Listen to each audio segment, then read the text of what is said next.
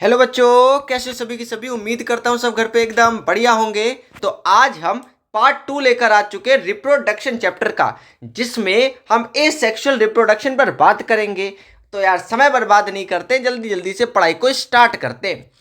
ए sexual reproduction एक ऐसा method होता है रिप्रोडक्शन का जिसमें मेल या फीमेल पेरेंट की रिक्वायरमेंट नहीं होती है, यानी विदाउट सेक्स सेल्स के ही एक पेरेंट अपने ही जनरेशन को कंटिन्यू कर सकता है।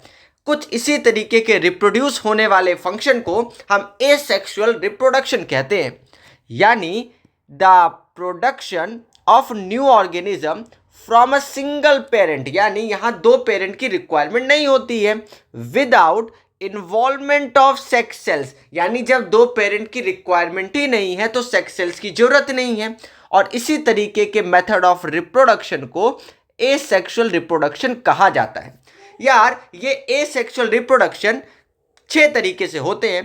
पहला है फिजन, दूसरा बर्डिंग, तीसरा स्पोर फॉर्मेशन, रीजनरेशन, फ्रैगमेंटेशन और वेजिटेटिव प्रोपोगेशन। आओ डिटेल में एक एक को डिस्कस करते हैं। सबसे पहला पार्ट है फिजन। फिजन का मतलब होता है ब्रेक होना। देखो यार, एक ऐसी प्रोसेस ऑफ फिजन जिसमें एक यूनिसेलुलर ऑर्गेनिज्म, यूनिसेलुलर का मतलब होता है जो सिंगल सेल्ड हो, स्प्लिट्स, स्प्लिट्स का मतलब है ब्रेक होना या डिवाइड होना, to form two new organism, यानी एक यूनिसेलुलर ऑर्गेनिज्म जब दो नए ऑर्गेनिज्म में डिवाइड होता है, इसी को फिजन कहते हैं। देखो यार, फिजन दो टाइप से होता है, एक बाइनरी होता है और दूसरा मल्टीपल होता है। बाइनरी का मतलब ये होता है कि जब एक पेरेंट दो में टूटता है, यानी दो में डिवाइड होता है, तो हम उसे बाइनरी फिजन कहते हैं। जब एक पेरेंट डिवाइड होके मल्टीपल फॉर्म बनाता है, यानी दो से ज्यादा फॉर्म बनाता है, तो हम उस टाइप के ब्रेक डाउन को मल्टीपल फिजन कहते हैं। कुछ यहां पर यही लिखा है। दो टाइप से फिजन होता है। पहला है बाइनरी फिजन। बाइनरी फिजन में क्या है? In binary fission the parent organism splits to form two new organisms, जिसके एग्जाम्पल अमीबा है। अमीबा में किस तरीके से होता है थोड़ा और देखते हैं इमेज की हेल्प से। देखो यार, यहां पर एक मदर अमीबा है। ये मदर अमीबा अपने न्यूक्लियस को डिवाइड करती है, जो कि यहां पे पर्पल कलर का आपको दिख रहा है। ये न्यूक्लियस दो न्यूक्लियस में डिवाइड होने लगता है। फिर धीरे धीरे साइटोप्लाज्म का डिवीजन होता है, जिससे एक कुछ पार्ट में सेल ऑर्गेनल कुछ चले जाते हैं, दूसरे पार्ट में कुछ सेल ऑर्गेनल चले जाते हैं। देन ये पार्ट एक दूसरे से सेपरेट आउट होते हैं और एक दो नए डॉटर अमीबा बनाते हैं। यहां पर एक मदर अमीबा दो नए अमीबा में ब्रेक हो रहा है। ब्रेक डाउन एक से दो का हो रहा है, इसीलिए इसको बाइनरी फिजन कहेंगे। ऐसे ही दो और एग्जाम्पल हैं जिनमें बाइनरी फिजन होता है। पहला एग्जाम्पल पैरामीशियम है, दूसरा एग्जाम्पल लेशमानिया है। लेशमानिया एक यूनिसेलुलर एनिमल होता है, जो कि एक प्रोटोजोआ भी है। It is a parasite which causes the disease known as kala azar, यानी लेशमानिया एक पैरासाइट है जो कि एक काला अजर नाम की बीमारी को कॉज करता है, जिसको ब्लैक फीवर भी कहते हैं।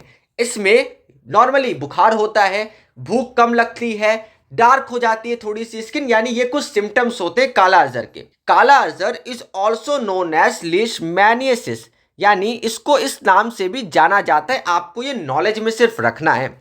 आइए समझते हैं कि मल्टीपल फिजन क्या होता है। देखो यार, जब एक पेरेंट ऑर्गेनिज्म अपने जैसे दो से ज्यादा ऑर्गेनिज्म में एक ही टाइम पे ब्रेक होता है, तो उस तरीके की प्रोसेस को हम मल्टीपल टाइम डिवीजन यानी मल्टीपल फिजन कहते हैं, जिसका एग्जाम्पल प्लाज्मोडियम है। देखो, प्लाज्मोडियम एक मलेरियल पैरासाइट है जो कि मलेरिया प्रोड्यूस करता है ह्यूमन बींग्स में। ये मलेरिया या ये प्लाज्मोडियम फीमेल एनोफिलीज मॉस्किटो के द्वारा एक पर्सन से दूसरे पर्सन में ट्रांसफर होता है और इस तरीके से मलेरिया डिसीज स्प्रेड होती है। देखो, होता क्या है कि सपोज किसी एक पर्सन को मलेरिया है, यानी उसके अंदर प्लाज्मोडियम पैरासाइट है। अब कोई मॉस्किटो जब उस प्लाज्मोडियम यानी उस पर्सन को बाइट करेगा, तो बाइट करके खून चूसता है। वो जो खून बॉडी में जाएगा मॉस्किटो के, वहां पे प्लाज्मोडियम अपने आप को रिप्रोड्यूस करेगा। वो प्लाज्मोडियम जब मैच्योर हो जाएगा मॉस्किटो की बॉडी के अंदर तो मॉस्किटो के सलाइवा में चला जाएगा। अब वो मॉस्किटो इस सलाइवा में जो प्लाज्मोडियम प्रेजेंट है, आपको ये ध्यान रखना है। अब मॉस्किटो जब किसी दूसरे पर्सन को बाइट करेगा तो मॉस्किटो के द्वारा जो निकला हुआ सलाइवा होगा वो पर्सन के ब्लड में एंटर होगा और पहले पर्सन का प्लाज्मोडियम कुछ इसी तरीके से दूसरे पर्सन में एंटर करेगा। अब ऐसी इमेज तो आपने अपनी कॉलोनी में कहीं ना कहीं देखी ही होगी, जिसमें एक भाई साहब कुछ इस तरीके से गैस को रिलीज कर रहे होते हैं एटमॉस्फेयर में। ये और कुछ नहीं, मलेरिया से बचाने की एक प्रक्रिया है जिसको फ्यूमिगेशन कहते हैं। ये गैस पेस्ट वगैरह को किल करने में हेल्प करती है। चलिए अब आगे चलते हैं। अब समझते हैं बडिंग क्या होती है, जो कि एसेक्सुअल रिप्रोडक्शन का दूसरा टाइप है। देखो यार, बडिंग भी कुछ उस तरीके से ही हो रहा है। यहां पर एक पेरेंट प्लांट अपने में से एक पार्ट को बाहर की तरफ निकालता है। उस बाहर निकले पार्ट को हम बड कहते हैं। वो बड अपने आप को दोबारा एक नए प्लांट में कन्वर्ट कर रहा होता है। कुछ इसी तरीके से एक पेरेंट अपने जनरेशन को कंटिन्यू करता है। आइए समझते हैं। In budding a small part of the body of the parent organism grows out, जो कि मैंने अभी बताया, यानी एक पेरेंट ऑर्गेनिज्म की एक बॉडी का छोटा सा हिस्सा ग्रो करता है बाहर की तरफ एज बर्ड, और उस ग्रो करने वाले हिस्से को ही हम बर्ड कहते हैं। विच देन डिटैचेस, और वो वहां से डिटैच यानी अलग हो जाता है और अपने आप को एक नया ऑर्गेनिज्म में डेवलप करता है। इसके एग्जाम्पल हाइड्रा और यीस्ट होते हैं। आओ हाइड्रा को थोड़ा इमेज के फॉर्म में समझते हैं। यहां पर आपको हाइड्रा की इमेज दिख रही है, जिसमें हाइड्रा, ये एक पेरेंट हाइड्रा आपको दिख रहा होगा। यहां पर पेरेंट हाइड्रा में से एक उसका बर्ड निकल रहा है, यानी जो एक्स्ट्रा ग्रोइंग पार्ट है, इसी पार्ट को हम बर्ड कहते हैं। अब ये बर्ड धीरे धीरे अपने आप को ग्रो करेगा, फिर एक समय के बाद अपने पेरेंट ऑर्गेनिज्म में से डिटैच हो जाएगा। कुछ इसी तरीके से हाइड्रा अपनी जनरेशन को कंटिन्यू कर रहा होता है और इसी process of separation of bird from the parent organism को हम बडिंग कहते हैं। आइए समझते हैं यीस्ट में बडिंग कैसे होती है। देखो यार, ये आपको एक पेरेंट यीस्ट दिख रहा है जिसके पास एक न्यूक्लियस है और वैक्यूल है। माइटोसिस प्रोसेस के द्वारा, यानी डिवीजन ऑफ सेल प्रोसेस के द्वारा, ये जो न्यूक्लियस होता है ये दो डॉटर न्यूक्लियाई में ब्रेक होता है। साथ में साथ पेरेंट यीस्ट का एक छोटा सा हिस्सा बाहर की तरफ निकलता है जिसको बड कहते हैं। ये जो दो डॉटर न्यूक्लियाई है, इसमें से एक डॉटर न्यूक्लियाई इस बड वाले हिस्से में एंटर करती है। कुछ समय के बाद ये जो न्यूक्लियस है वो बड में चला जाता है और एक वैक्यूल भी वहां पे शिफ्ट होता है। उसके बाद कुछ समय के बाद यहां पर एक डिटैचमेंट होता है जिसमें से पेरेंट यीस्ट में से बड वाला हिस्सा बाहर निकल जाता है और उसी हिस्से को बाद में डॉटर यीस्ट कहते हैं। कुछ इसी तरीके से यीस्ट अपने ऑर्गेनिज्म, मतलब एक ऑर्गेनिज्म से दूसरे फॉर्म में ब्रेकडाउन हो रहा होता है और इसी प्रोसेस को हम बडिंग कहते हैं। आइए समझते हैं स्पोर फॉर्मेशन होता क्या है। देखो यार, लिखा है the in spore formation the parent plant produces hundreds of microscopic reproductive units called spores. यानी स्पोर फॉर्मेशन के दौरान जो पेरेंट प्लांट होता है ये बहुत सारे रिप्रोडक्टिव यूनिट, जिनको स्पोर्स कहते हैं, वो रिलीज करता है। When spore case of the plant burst then the spores spread into air. यानी जब प्लांट के पार्ट का स्पोर केस बर्स्ट होता है तब ये स्पोर्स एयर में स्प्रेड आउट होते हैं। When these airborne spores land on food under favorable conditions like damp and warm conditions, they germinate यानी grow करते हैं and produce new plants. Most of the fungi जैसे rhizopus, mucor, etc., bacteria, non-flowering plants such as ferns, mosses reproduce by the method of spore formation. आओ समझाता हूं कि ये spore formation है क्या और होता कैसे।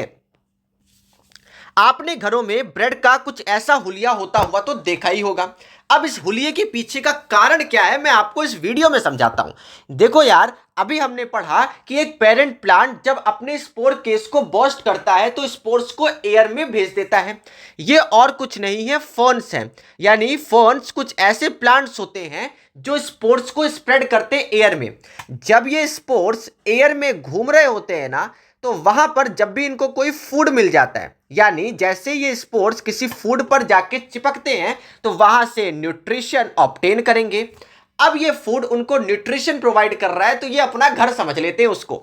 अब उस फूड में ही ये अपने आप को रिप्रोड्यूस करने लगते हैं।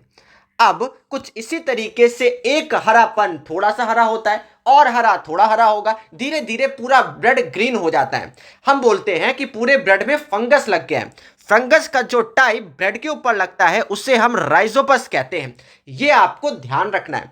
इसी राइजोपस को जब माइक्रोस्कोप में देखा जाता है तो उसका स्ट्रक्चर कुछ ऐसा दिखता है और इसी टाइप से रिप्रोडक्शन को हम स्पोर फॉर्मेशन कहते हैं। यानी मैं एक बार फिर से बताऊं तो फर्न्स जैसे कुछ प्लांट्स होते हैं जिनकी लीव्स के नीचे स्पोर्स होते हैं। जब ये स्पोर केस बर्स्ट होते हैं तो वो स्पोर्स एयर में एंटर करते हैं। एयर में एंटर करने के बाद जैसे ये स्पोर्स किसी फूड पर जाएंगे तो वहां से न्यूट्रिशन ऑब्टेन करेंगे, फिर वहां के बाद वो रिप्रोड्यूस करेंगे। यानी एक स्पोर दूसरे में, दूसरा स्पोर तीसरे में, और इस तरीके से ब्रेक होते हैं और एक अपनी पूरी बड़ी सी फैमिली जनरेट कर लेते हैं। और कुछ इसी तरीके से फॉर्मेशन ऑफ स्पोर्स को हम स्पोर फॉर्मेशन कहते हैं। अब समझते हैं कि रीजनरेशन होता क्या है। लिखा है the process of getting back of full organism from its body parts is called, एक सेकेंड भाई, इज कॉल्ड रीजनरेशन, जिसका एग्जाम्पल प्लानेरिया और हाइड्रा है। इसको मैं बोलकर कम आपको एक वीडियो देख के अच्छे से समझाता हूं। ये है प्लानेरिया, एक मल्टीसेलुलर ऑर्गेनिज्म जो कि रीजनरेट कर सकता है। यानी अगर हम इनको कट भी कर देंगे तो ये मरेंगे नहीं, अपने पार्ट्स को दोबारा से ग्रो करेंगे और हर पार्ट एक नया प्लानेरिया बन जाएगा। लेकिन क्या हो अगर और भी मल्टीसेलुलर ऑर्गेनिज्म जैसे ह्यूमंस भी इसी तरीके से रिप्रोड्यूस करेंगे तो वर्ल्ड का क्या होगा। उम्मीद करूंगा वीडियो में आपको कुछ समझ आया होगा कि रीजनरेशन प्लानेरिया के अंदर होता कैसे। अब वहां का पूछा हुआ क्वेश्चन आप कमेंट मत करो, मैं आपको यहीं पे बता देता हूं। क्वेश्चन ये था कि क्या ह्यूमंस भी इस तरीके से रीजनरेट कर सकते हैं। यानी एक एग्जांपल लूं तो मैं आपको बताऊं कि सपोज अगर कोई डॉग है, उसकी टेल को कट करके अगर हम नई जगह पे रखें तो क्या उस टेल से एक पूरा का पूरा डॉग बन जाएगा? तो ऐसा नहीं है। क्यों नहीं है, और ये देखते हैं। देखो यार, लिखा है regeneration can be used to reproduce only those organisms which have relatively simple body organization consisting of only few specialized cells or tissues। यानी रीजनरेशन की प्रोसेस सिर्फ सिंपल बॉडी जैसे ऑर्गेनिजम्स में हो सकती है।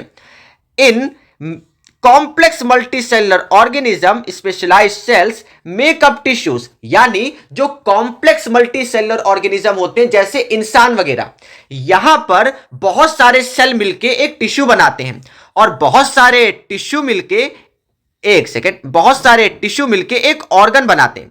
बहुत सारे ऑर्गन मिलके एक ऑर्गन सिस्टम बनाते हैं जैसे digestive system, respiratory system, and finally organ system makes up the organism. और कई सारे ऑर्गन सिस्टम एक साथ अच्छे से काम करके एक पूरे प्योर ऑर्गेनिज्म को बना रहे होते हैं।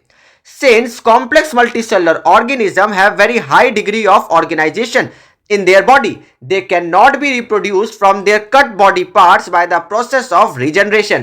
यानी एक ह्यूमन बनाने के लिए या कॉम्प्लेक्स मल्टीसेलुलर ऑर्गेनिज्म बनाने के लिए सिर्फ काट के अलग कर देना ही सब कुछ नहीं है।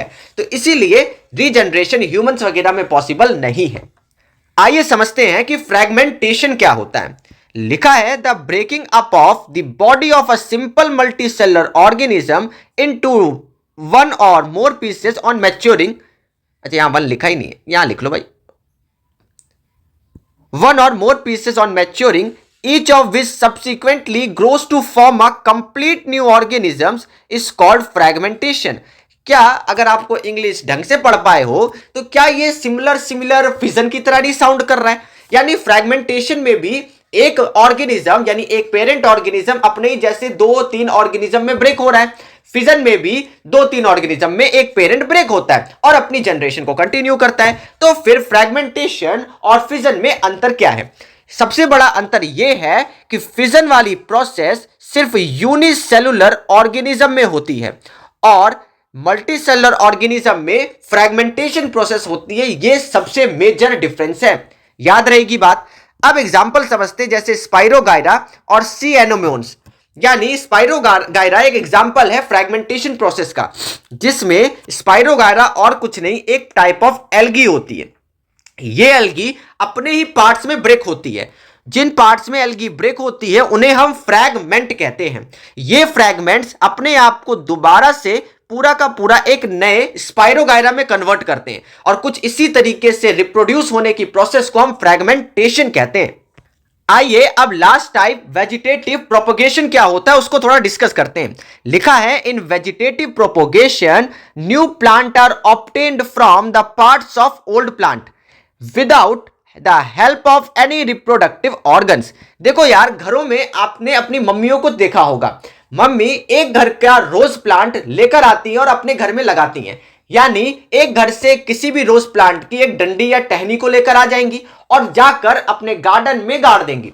उसके बाद कुछ समय के बाद वो रोज प्लांट की जो स्टेम थी वो ऑटोमेटिकली ग्रो होती है और एक पूरा का पूरा प्योर नया रोज प्लांट ग्रो हो जाता है। यानी जब हम एक स्टेम को काट के दूसरे पूरे प्लांट को ग्रो करा दें, कुछ इसी तरीके की प्रोसेस को हम वेजिटेटिव प्रोपोगेशन कहते हैं।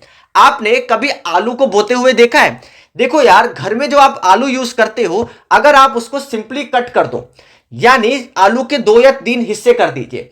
अब उन 2-3 हिस्सों को अगर आप जमीन में गाड़ के आ जाएंगे और उसके बाद थोड़ी सी उसको फेवरेबल कंडीशन मिल जाएगी सॉइल मॉइस्चर वगैरह की, तो वो आलू ऑटोमेटिकली अपना एक प्लांट बनाएगा और उस प्लांट में उस आधे आलू के कई सारे आलू निकल आएंगे। यानी इस तरीके से हम पोटैटो को ग्रो कर सकते हैं।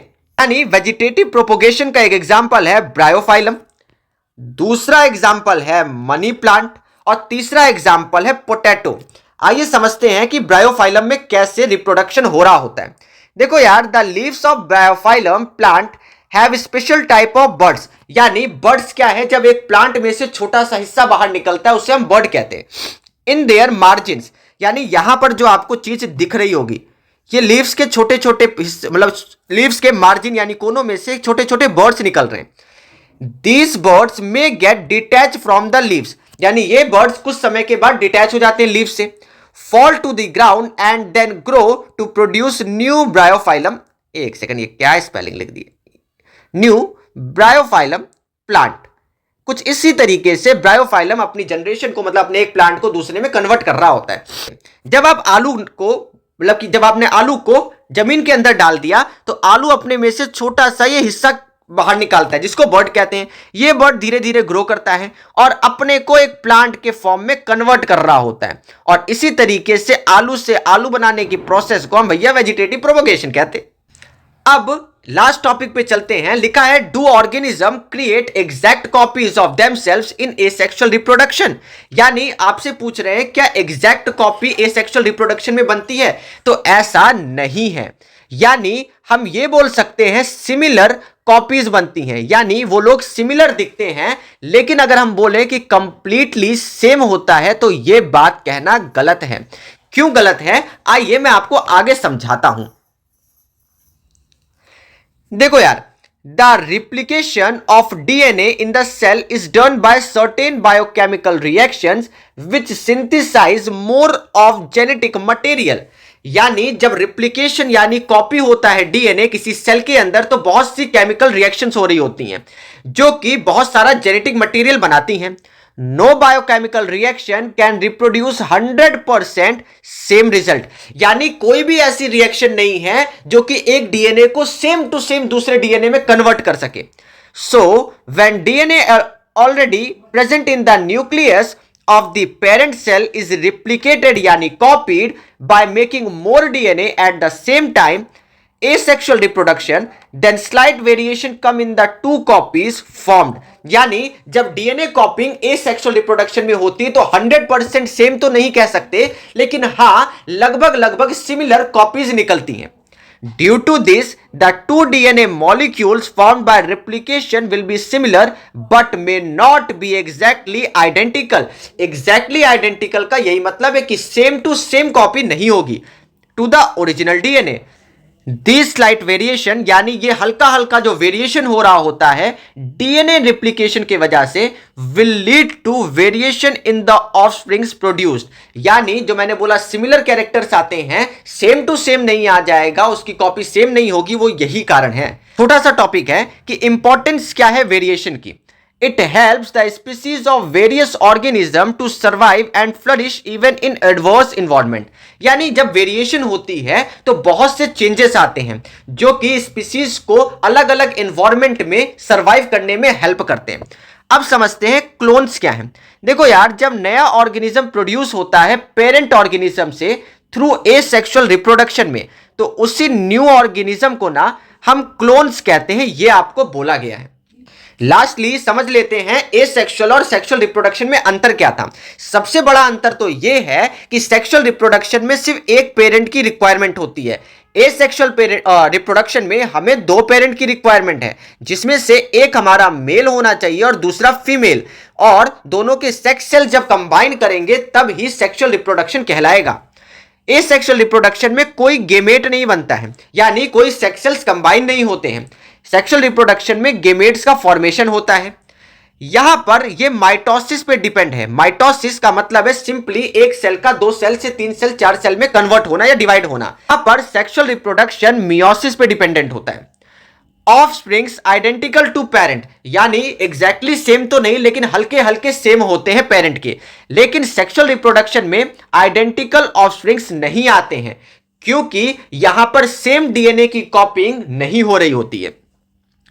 Commonly occurs in plants, simple animals and micro organism, यानी एसेक्सुअल रिप्रोडक्शन सिंपल ऑर्गेनिजम्स और प्लांट्स में पाया जाता है, लेकिन सेक्सुअल रिप्रोडक्शन लगभग सारे प्लांट और एनिमल स्पीसीज में पाया जाता है। लास्ट डिफरेंस है कि यहां पर यानी एसेक्सुअल रिप्रोडक्शन में एक रैपिड प्रोडक्शन होता है न्यू जनरेशन स्पीसीज का, यानी एक रैपिड प्रोडक्शन होता है उनके ऑफस्प्रिंग्स का। लेकिन सेक्सुअल रिप्रोडक्शन में लेस रैपिड इंक्रीज होता है नंबर्स का, यानी धीरे धीरे बच्चे बढ़ते हैं, यानी एक बच्चे को फॉर्म होने में लगभग 1 साल का समय लग जाता है। लेकिन यहां पर ऐसा कुछ भी नहीं है। अब यहां पर हमने रिप्रोडक्शन चैप्टर को कंप्लीट पढ़ लिया है, तो यार उम्मीद करूंगा आपको समझ आया होगा। तब तक के लिए बाय बाय।